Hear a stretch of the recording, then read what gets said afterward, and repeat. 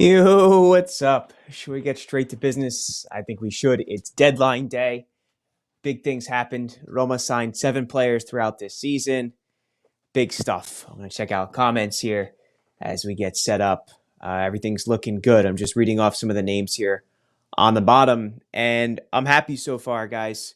I have to say, it's a tremendous window by Tiago Pinto. If you look at the thumbnail, I tried to be silly today on YouTube and give him like a centerfold of Pinto. But more so than just talking about the signings, I want to talk about where Roma was 4 to 5 years ago and where they came today and why it was so important that Tiago Pinto had this window. I think we just jump right into it. Let's go. Hopefully audio is fine for everybody. Yeah, I'm using my headphones today, so it should be pretty clear. So let's talk about the players who departed in the 17-18 window. These are the players that were outgoing right now. I'll get this a little bit more towards me. Yeah, there we go, camera. Okay, cool. So as we look at these names, right? Salah, that's glaringly obvious, the issue with Salah leaving and what that meant to the team, because all of a sudden they had a goal scoring issue. But on top of that, Salah goes to Liverpool and he's this tremendous player. And I think he won the Premier League Player of the Season. And he was just so incredible. And I think Romanisti were just so regretful to see him move on. Rudiger, who was a really important center back, he recovered from his ACL tear, did really well, and then was sold to Chelsea. I thought that one was one that made sense. You look at that figure, just under 40 million euros he was sold for. And okay, it made sense, right? Players injury prone, that's a lot of money. Go on to Paredes, the player who just joined Juventus today. The defensive midfielder who could have been really helpful for Roma. But he joins Zenit and will then join PSG following that.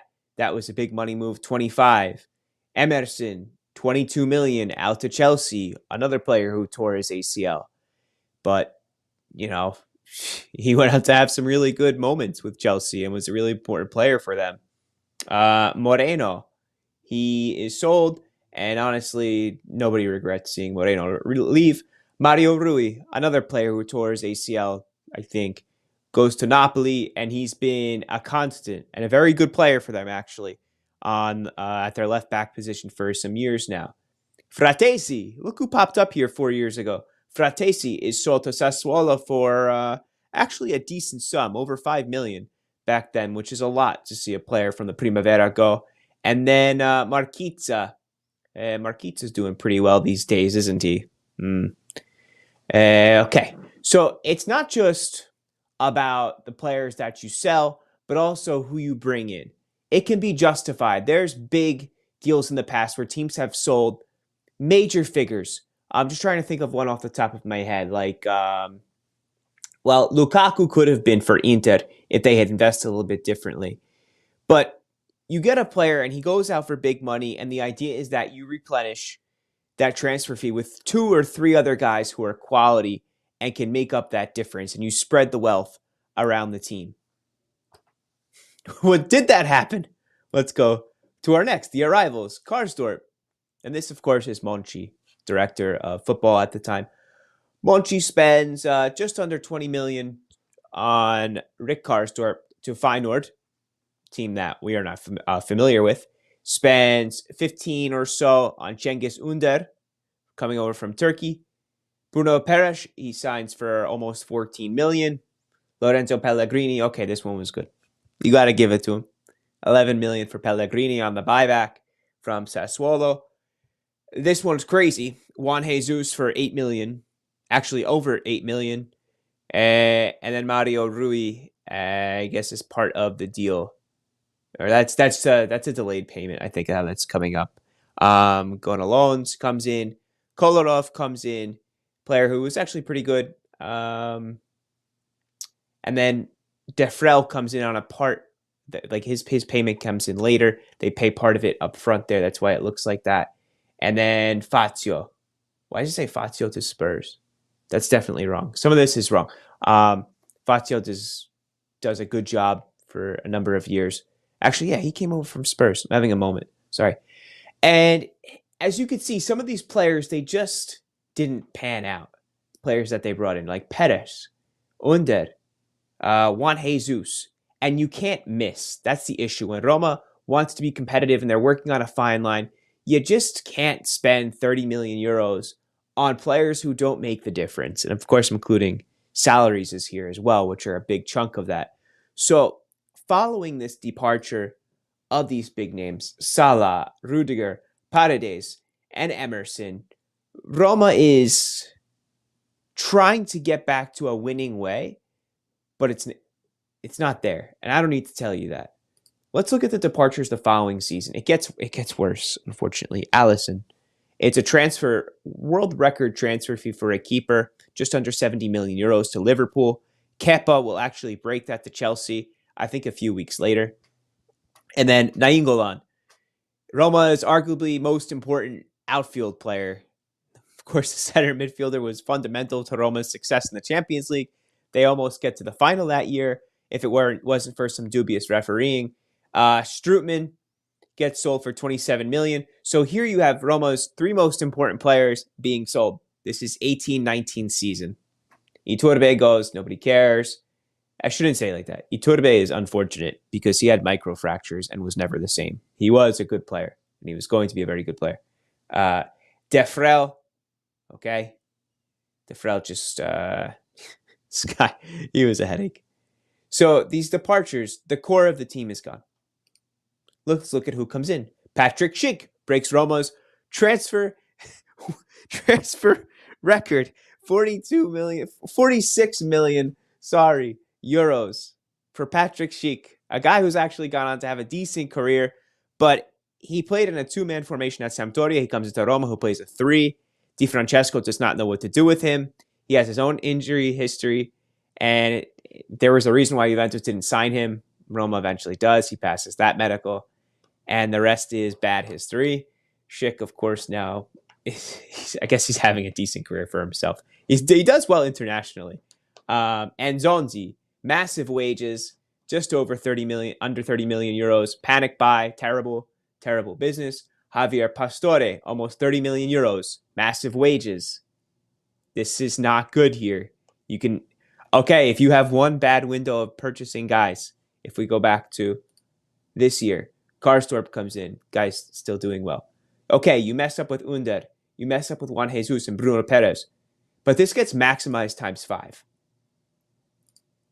Schick, Enzonzi, Pastore, Kluivert, Defrel, Santon, Olsen, Koric, Cristante, Zaniolo. I'll stop there because those are some good names we're getting to. But the most expensive there, Patrick Schick, 46. Let's add that 46 plus Enzonzi. Let's call it 30. So now we're at 76. Then we have Kluivert for, let's call that 20. So that's, 19, that's 95. Defrel, his total, that's over 110 at this point. Santon, that's 120.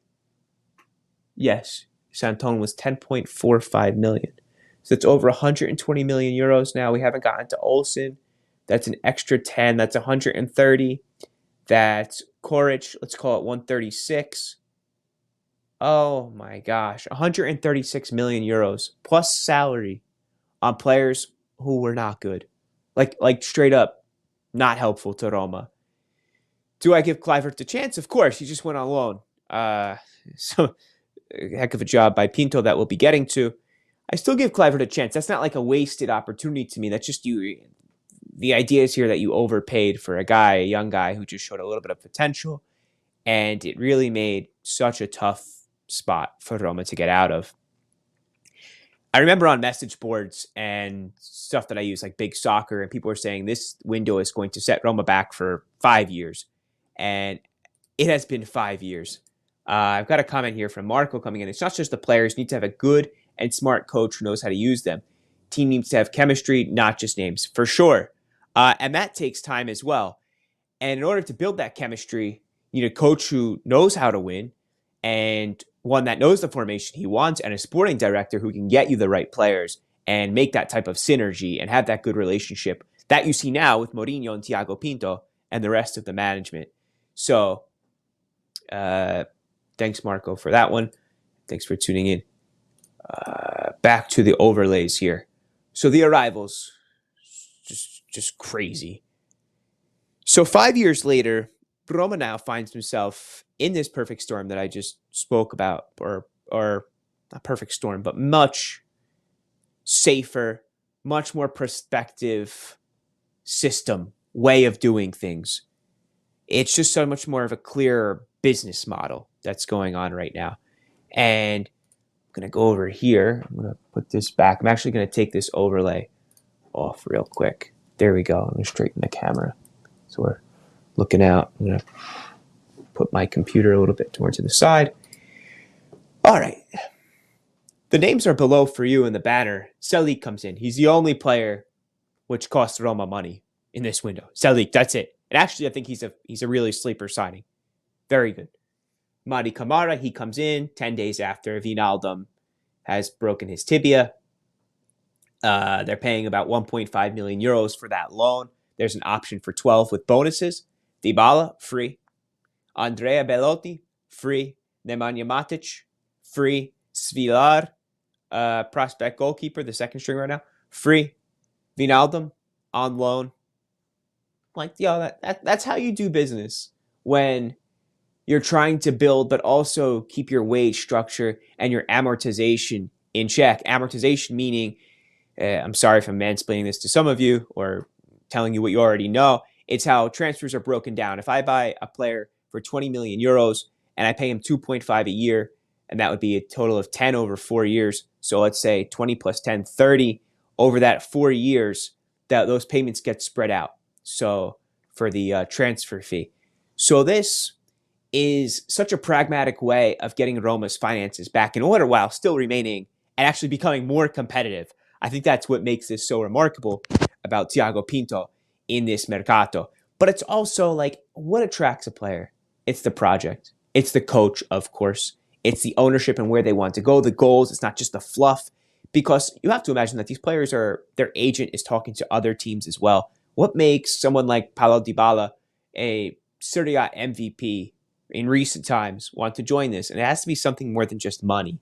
It's not just, we got him a good salary. It's not 30 million. You're talking like a little bit more than what he was offered, or supposedly, or maybe there were offers that matched, right? But still, it's the idea that a player of that caliber chooses Roma and they buy into it. And it's the atmosphere, it's the fans, of course, all of that. We see over 38,000 season tickets sold for the first time in like 20 years at this point. So I got some comments coming in. I may not be an accountant, but I don't get how buying Anzonzi and Pastore for 60 mil makes financial sense, Maureen says. Maureen, thanks for tuning in. I haven't seen your name yet. Thank you for that.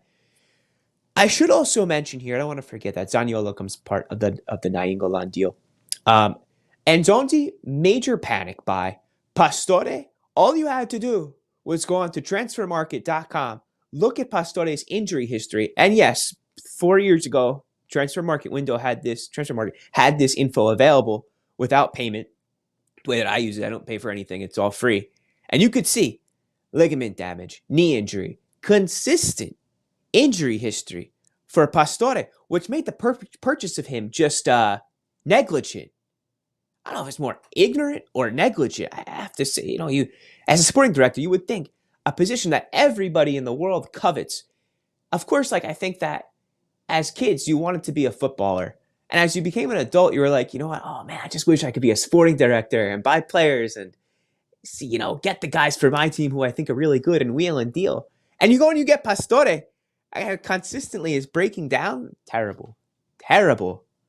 Monchi has blood on his hands. Oh my gosh. I kicked my tripod. Sorry. And Marco says it's clearly manager's interest. Yeah, for sure. Part of the whole package is getting Mourinho. You meant financial interest. Thoughts on Zagadou potentially coming. So Mourinho, if that happened, it would be a January thing. I don't think right now. Kambula's injury was not as bad as some feared. It's just muscular, so he should be back sooner than later. That's not going to be like a 1 or 2 month thing. So Zagadou I don't think there's a place for him right now. unless another player moves on or, God forbid, a player gets injured. But so far, everything looks okay. So on top of that, though, I'm going to list now the players who are going out. So I have to refer back to transfer market for a second. Players who are out. Oh, wait, I made a banner for it, didn't I? Zagadou can come now. He's a free agent. True. I don't know though. I don't know. I think Roma feels confident. I think they would have, if they wanted a center back, they would have gotten it done sooner. Because if you think like Kamara came in late, and I think like that was more of a priority. I don't think Mourinho wanted. I think if he wanted it, he would have gotten it. I'll put it that way. So signings: Selic, Dybala, Kamara, Belotti, Wijnaldum, Matic, Svilar, all at this point for a total of 8.2 million euros plus salary. Top business. But what makes this even better, sweetens the summer for me, is the departures. Cengiz Under, Veretout, Kluivert. Kluivert's alone, it's a little different. Mkhitaryan leaves on a free. He's not re-signed. I think it would have been foolish to re-sign him. Pau Lopez, Gonzalo Villar, Brian Reynolds. Why did I all of a sudden get very Italian? Reynolds. Robin Olsen, Ale Florenzi, Diawara. I listed Olsen twice. I guess I was just excited to see him leave. So, of course, some of these deals were not done during this window, but the money kicked in. So it was like either option or obligation or payment not until the following year. And what this means is that it's a lot of money incoming for Roma. It's a lot of money being saved on the wage bills. It's terrific. A lot of players that were just out of the project too and could have just stuck around, gotten their wage because they're under contract, and just said the hell with it. We spent 8.2 for players who are worth 136 million, and he got rid of players they were not part of the project and were not playing. Yeah, like perfectly said, Giallorossi. There you go. It's instead of Monchi Magic, that's what they used to call it. Yeah, right. It's Pinto, Summer of Pinto. We got to come up with a crafty name for that. Perez goes out as well, and Felix. I forgot to add those, I think, in my outgoings. Perez, I think it was totally time for him to move on. I think he got enough chances. I think Mourinho is just kind of running out of options. Why you saw Perez getting time here and there. Felix, was he a one-trick pony? I think it's too early to say that because he's still so young. I think he has a certain way of playing, and he'll continue to develop. And the player that Felix will be is not the player that you see now. He's still a very young guy. Good call here. Pinto won the Portuguese league with Benfica. Some of those players have gone for an incredible sum of money since then. PK says, Calafiori, Perez, Felix outgoing. So yeah, Calafiori also. Shame to see him leave, Calafiori. We had a lot of hope, I think, as fans for him and what he could become based upon that really big goal or two he scored 2 years ago. It happens. Called him the new author of The Art of the Deal. Yeah. And I also saw a meme today of Pinto on the cover of The Wolf of Wall Street in place of Leonardo DiCaprio. So thought that was a pretty good one. Let me get those numbers for you as well. I'm going to go to transfer market. Let's go back there and get the transfers. I want to get you the figures just to see the prices of all these players leaving. AS Roma, average squad age is 29. Interesting. I thought it would be a little bit younger, actually. So, outgoing players. Interesting that Darboe is still part of the team, correct? Cengiz Under, his transfer fee was 8.4. Pau Lopez was actually 12. Veretout was 11. So 8, 11, and 12. 23 plus 8, 31 million euros that Marseille has paid Roma this year. Marseille coming up big. Where are they getting all that money from? I actually think they have a wealthy owner. Felix, he goes to Cremonese for 6. Olsen, he is confirmed by Aston Villa for 3.5. Florenzi goes for 2.7, but more important than that is just getting his wages out of here. If you saw Florenzi, he limped off this past weekend for Milan with a hamstring injury, and that's not going to change. He's on the wrong side of 30 at this point. Carlos Perez, that's a loan. Diawara actually joins full. That's not a loan, even though it's 1.5. So maybe Anderlecht get the player that we saw at Bologna some years ago. Hopefully for them. I really don't care what Diawara wants to do with himself anymore. Mkhitaryan was free. Fusato was free. Riccardi was free. Petzela free. And Greco free. But once again, like, not signing Mkhitaryan was the way to go. Unless it was a very cheap salary, but that wasn't going to happen. It's important to remember that Mkhitaryan is a player who's been paid handsomely throughout his career at Manchester United, Dortmund, and he's always, been a guy who's contributed a lot. But in his older age now, I honestly didn't think that if he was left to the same importance, or I should say match time that he did last year, I don't think he could even be able to hang in half. I saw the injuries coming. Morin says, Felix scoring was potentially the worst thing for him. Too much pressure for such a young kid. Wish him the best at Cremonese. You know who also said the same thing, that it was the worst for him? Bruno Peres. He said that goal he scored against Juventus was one of the worst things that ever happened to him, because all of a sudden there was so much pressure on him to perform and do something so heroic again. And he was like, I can't do that. Nothing for Zagadou. No. Don't need Zagadou. We got Trippi. Zagadou's nothing. No information. There hasn't been for over a week, as far as I know. Like a reliable link. HH says, forget about money. Imagine Mkhitaryan plus all our new signings this season. That would be amazing. If in fact he did continue to play, I just don't know how much more he has in his legs. Like, I saw him progressively playing less. I know that's normal, but it wouldn't be financially savvy to re-sign him at the wages that he wanted. What's up, Cena?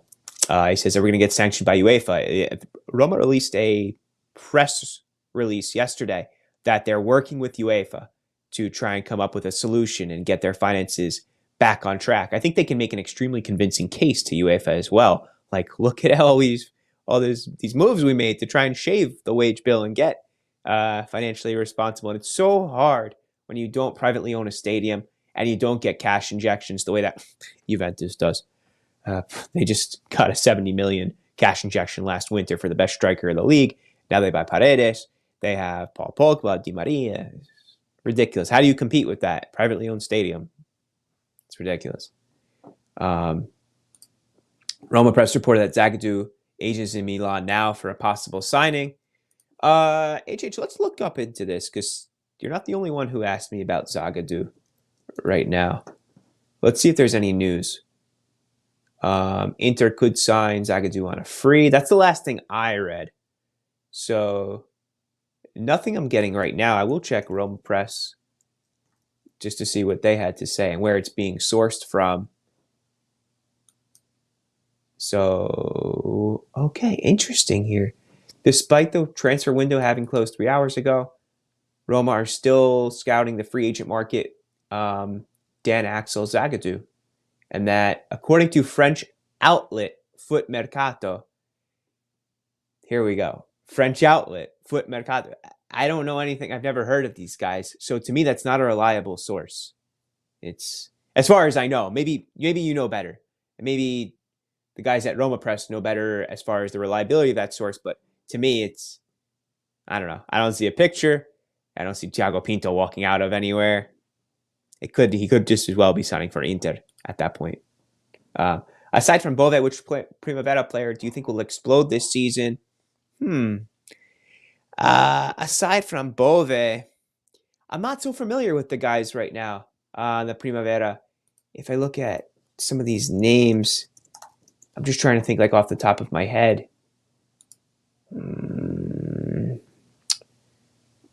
Matteo Pellegrini, Faticanti. I've seen his name come up quite a bit.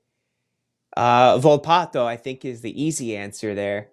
Once he keeps to get more, if he gets a little bit more time, I think he's probably the most interesting attack-minded player to come out of Roma's Primavera in quite some time. Uh, Trippy could be an interesting one. But I haven't gotten a chance to see these guys, I would say, in about like at least 6 months at this point. And what I've seen from Volpato is off YouTube or highlights from the Primavera.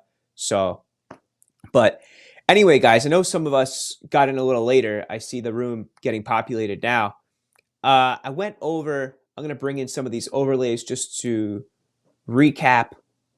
I've got some good ones here. So we went back to Monchi's issues in the players, not only that he sold Salah, Rudiger, Paredes, Emerson, extremely important players, but then decides to continue that theme the following year with Allison, Nainggolan, Strootman, and Skorupski, who's still a starting keeper.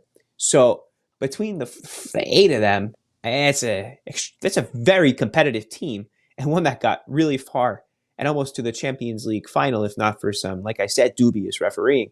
But on top of that, which was worse, was the players that he brought in. The big, take away Karsdorp at the top there, who's really worked out. But Under, Perez, Juan Jesus, Mario Rui, who just created problems. He was a little bit of a crybaby when he was in Rome. And then the arrivals the following year. Patrick Schick breaks Roma's transfer record, 46 million euros. Steven Nzonzi, Pastore, guys who barely played. All they did was complain and soaked up the sun and went to Ostia on their time off. I hope Faticanti, says Joaquin. Small advice, tweet when you go live. Yeah, true. I should. You know what? I was rushing a little bit today because these overlays took a little bit more time than I was thinking. And my wife just got home and I kind of wanted to get the show on the road before. I knew that would take an extra 5-10 minutes. So I know I'm making excuses and I don't mean to, but you're right. You are right. I should have tweeted this out. Anyway, so my point for doing this comparison from Monchi and Petrachi and the players that were brought in, that it's not just selling badly, but how you recoup and how you rejuvenate your squad. And as bad as these guys were, particularly Monchi, is as good. Now, I'll put those summer signings there. Summer departures. Sorry. There we go. The summer signings there on the bottom. Like Belotti free. Torino's ex-captain. Wijnaldum, a champion in his own right. Matic, champion in his own right. Comes over from Manchester United. Requested by Mourinho. Plays extremely well with him. So we see so much synergy going on between the players, the management, the coach. And it's just like, where has this been? And I've waited so long for this. And as a fan, to be able to talk to other fans and celebrate the success and the prosperity and the possibility of more success is such a cool thing. So I'm really happy for that. To go off on a personal tangent for a second, my career has been crazy. It started off just writing a blog. I was interning for MLS. From there, I started doing things for Roma. I still do. I'm really happy to be able to contribute for them. Last year, I was the researcher for CBS Sports. And this year, I have taken the best parts of those jobs and what I've learned along the way. And I'm able to connect with you and talk and have a little bit of a community. So thanks, guys, for participating in this, because it's nothing without you. To get really Brady Bunch cheesy there for a second. HA says, I always said Pinto will never let Mourinho down. And it's true. It doesn't really seem to be letting him. And he's backed by. That's okay, Demir. Demir, all these lives are also, you can watch them on YouTube. All right, guys, if you want to jump in some comments, I'm going to wrap this up. I think it's been a crazy summer. Those links with Zagadou, I don't really believe them yet until something more substantial comes. I bet that space is being watched. Man, I wish, I hope so in the future. No longer with them for this season, but I hope that one day in the future that would be really cool. I would love to do that for them, and it's a dream for me to do this. I never really thought it was a possibility until I got a shot with Paul Rogers for Roma and started doing the Roma fan cam, where I was like, oh, people actually care at least a little bit what I have to say, and this is sparking interest and conversation. And to me, that's been the coolest thing. The squad is good to finish in the top four, but not strong enough to win the Europa League. Are we going to have a new signing in the winter? I would imagine that there's going to be some signings in the winter. I would like to see Solbakken come in on a free. That's been the most recent thing I've heard.